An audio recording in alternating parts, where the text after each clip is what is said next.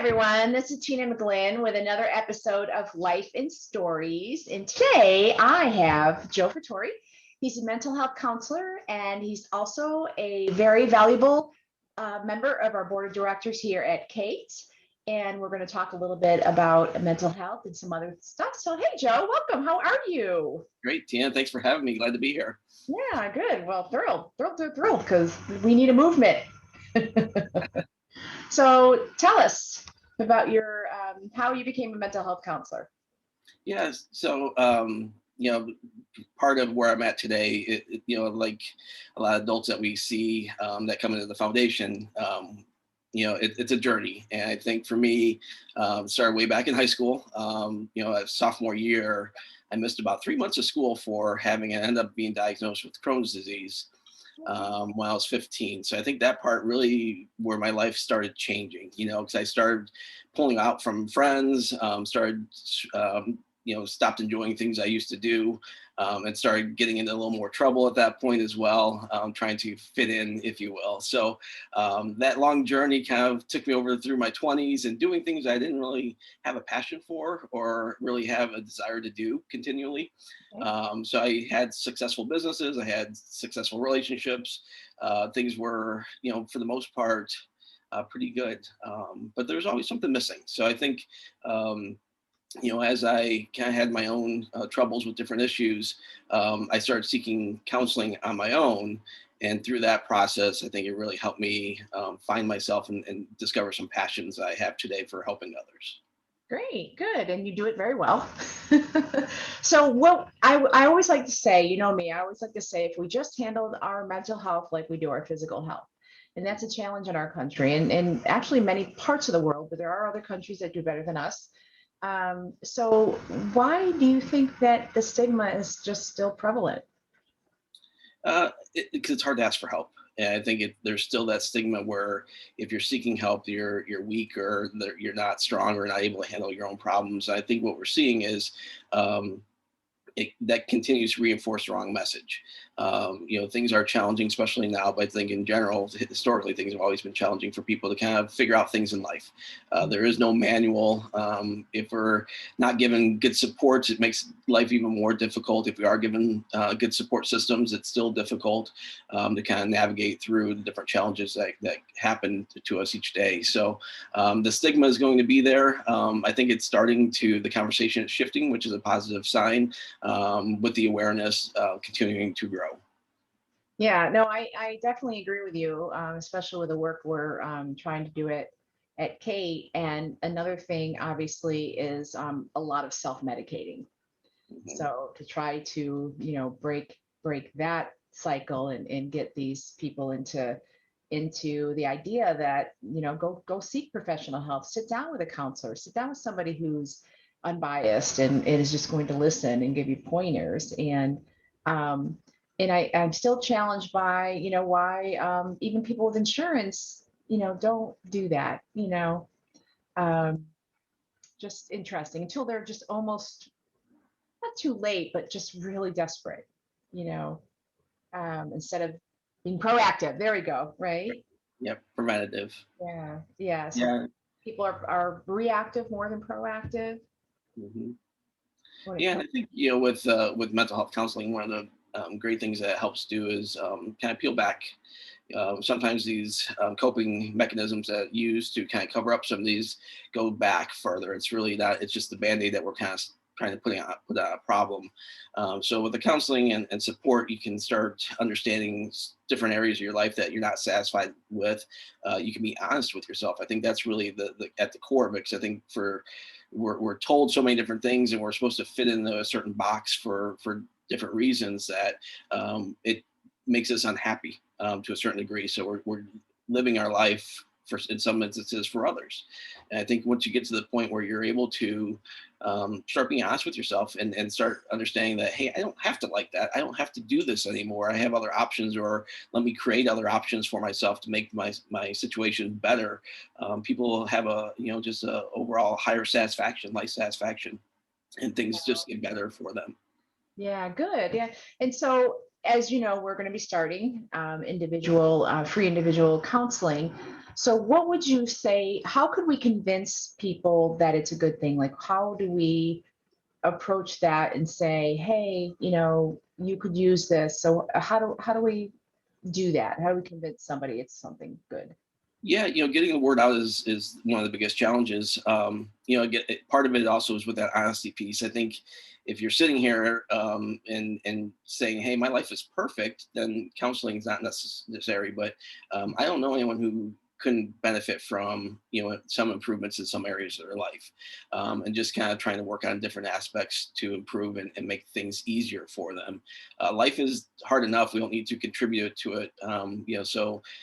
With just being unopen to receiving help or receiving services that could ultimately unlock some happiness for you. Yeah, I like that. I always say that the happiness quota, and I've said now for the last quite a long time that I'm most proud of my happiness factor. Mhm. It took me a long time to get there. And through I've been going to a therapist for years, and through I think I always like to say when people are at their lowest and they start doing therapy, it always feels good to help others. Mhm. And what self-esteem, right? Self-esteem building exercises. Am I saying that right? Yep. I think one of the things, with the pandemic now, a lot of people are alone. And I think that's what we're seeing more and more as anxiety levels and depression levels are increasing because of that lack of human connection. I think we just need to, even when you're in a room with others, I think that's a lot of people still feel that they're alone. So I think when you're talking to someone who is counseling appropriate for me, I think that's one question that you can ask is, when you're in a group with others, do you feel connected to that group, or do you feel like you're an outsider? And a lot of times that answer will be like, I just, I see them, I'm participating, but ultimately I feel like I'm not part of that group for whatever reason. That's one area where you can really start looking into. Yeah, I heard the other day a term that was called the imposter syndrome, and I was quite fascinated, with that term, that you present a facade, but it's really not who you are, and there's so many people that walk around suffering inside, but they just put this this in the trigger word I heard was fine, okay, like, so you're not expanding when somebody says, how are you? And right, to listen to trigger words, or is that appropriate trigger word? Yes. Like, as opposed to when you're asking somebody, right, how are you? Wouldn't you expect a little, if you know them well, a little bit more of an answer than fine? Yeah, and using open-ended questions always kind of helps. That kind of digging in a little deeper. And if you have a relationship with someone who you know very well, it's a little easier to do that. Obviously, and ask those questions because they'll be more responsive to it. But it's difficult for people to open up. It's hard to a lot of it comes from when I'm not necessarily feeling worthy of it or put you out. They're like, you don't need to hear my problems. You have enough going on with your own life. You don't need to hear my stuff too. And in reality, no, we do want to hear and we want to help you. Yeah, and that's why I like the support groups that we have at CATE, especially when we start, ramp them up again. I find very interesting because people do feed off each other's support, each other's experiences, and just kind of get a level of, what, I'm not so bad off sometimes, as terrible as it says, but it sounds. But and would you say during the pandemic, I've been hearing about the increase of suicide, the increase of overdose, and are you seeing that at the facility that you're at? Yeah, we definitely have seen higher suicidal ideation. Just a lot more frequency. We're seeing a lot more Baker acts in the community in general. And overall, it's definitely it's alarming at the current rate. So we're not going to see any relief anytime soon. I don't believe is meaning like in the next couple months, but it's going to take some time for things to settle back in, and people are starting able to network and have that human interaction again. And coming from, the Chicago area and down to Florida, one thing obviously just coming from New York is the lack of services that we have here, especially in Hillsborough County, 1.5 million citizens. And we just, unless you, and you can correct me if I'm wrong, I just feel we have a tremendous lack of mental health services. Is that just my perception, or is that actual true?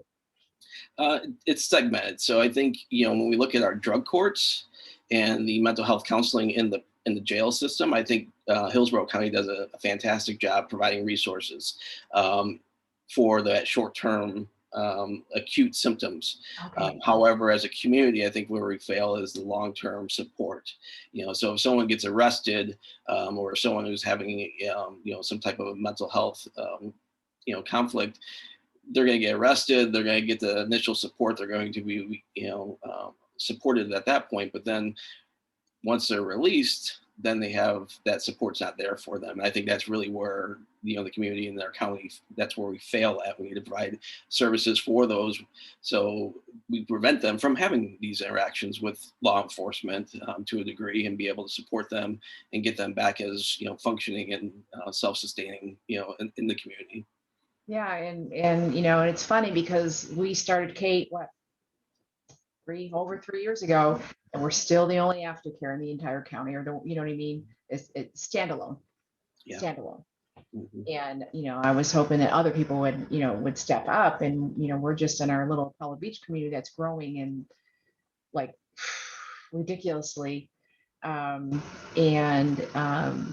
it's disheartening, but in a way it's a challenge, so hopefully other people will look around, and even maybe have a personal tragedy and just decide, I'm going to do something, to help this community. And so that's what we're doing, right, at CATE, with your help.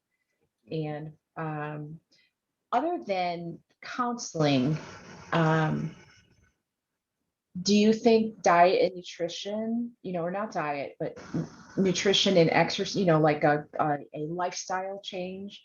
I've been reading about how food can affect your mental health. Do you have any insight into that? Yeah, so we look at the whole body, and a lot of times, especially when we talk about mental health counseling, a lot of times medication comes into that conversation, and for many, they're not comfortable, or don't want to go that route. So then we have to look at other avenues to see how we can naturally, increase different levels and make them overall healthier. So diet and exercise are great ways to start. Doing cardiac exercises really helps burn a lot of stress. It Cardio, helps, right? You said yeah, yeah. And helps improve different with sleeping patterns as well. So, just using these daily, getting to a daily routine where you're training your body basically, and treating your body like something that you care for, and not just putting unhealthy things in it, will definitely have a major effect on your overall well-being.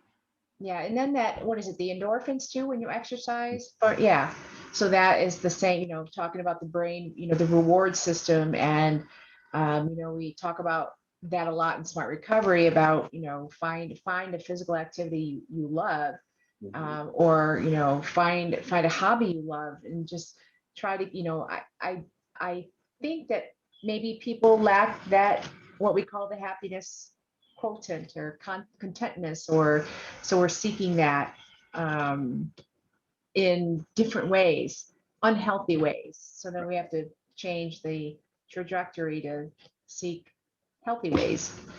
And that's why, and we live in Florida, so at least in our community, it's not like Nope. you can say, well, I'm stuck in here from a snowstorm.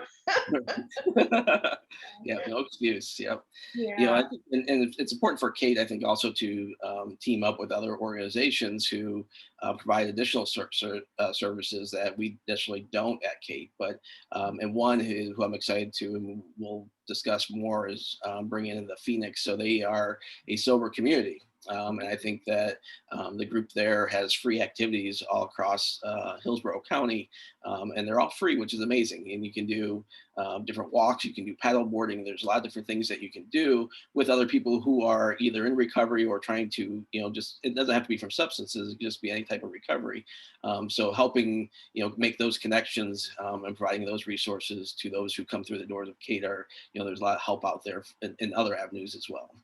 Yeah, it's kind of like its own meetup app, but for people who, yeah, no, I love that because I know, we've been kind of put on hold because of the pandemic, but hopefully, I feel like for everyone here in Florida that maybe the tide is turning, and definitely for the 65 and up community because they're able to get vaccinated. But I do know that the isolation has really hit hard with a lot of people, and so we can start to back away from doing things online and start being, person to person. Because you think that the human connection is important, correct?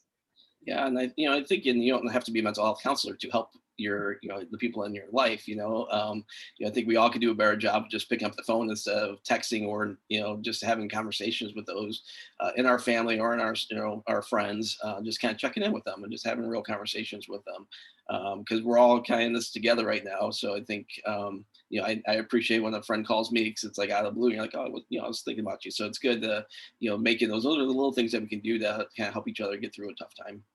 Yeah, I adore my former mother-in-law, and she's a high school counselor and a nurse before that, and she's up in New York, and she's been pretty much stuck in the house for a year now, and because she's 83, and I send her flowers, and we can talk all day long. We used to, when her and her husband would winter with us, Ann and I could just talk all day long about stuff, and I love calling her, and every conversation's like an hour or two, because we just and I just want to say, hey, I'm thinking about you and I wish I could come visit, type thing. And then I thought, I hope everyone has someone, they can reach out to and have great conversations that are uplifting, so what's next for Joe Fattori? So I'm really close to getting my license. So I'm a couple months away. Yep. So it's been a long journey to get to this point. So I'm excited for that, and looking to really expand private practice and start developing groups in the community, and really partnering with Kate to provide some great services and support to our community. Yeah, I'm really, really excited about that. And it's just such a great feeling to help other people and see, smiling faces, and see our first group of girls that we had, with most of them so successful and, happy and productive, Yep. you know. So yeah, and we hope to definitely do more and more as groups. But any final thoughts? I think just change is possible. So I think Oh, I like that. Yeah. so those who are feeling stuck, or just in a spot where you're doing something that you don't enjoy doing and you feel like this is your only option, then I think have that conversation with us, or have it with someone in your support network, because we can create change, and we can create a life that is more rewarding. So we shouldn't be just feeling like we're stuck all the time. There's better options than being stuck. Yeah, and life is definitely worth living. We have a beautiful life. But well, thank you, Joe, for Thank talking you. with me. And this is Tina McGlynn in another episode of Life and Stories. And tune in next time. Thanks so much. Have a great day. Bye bye.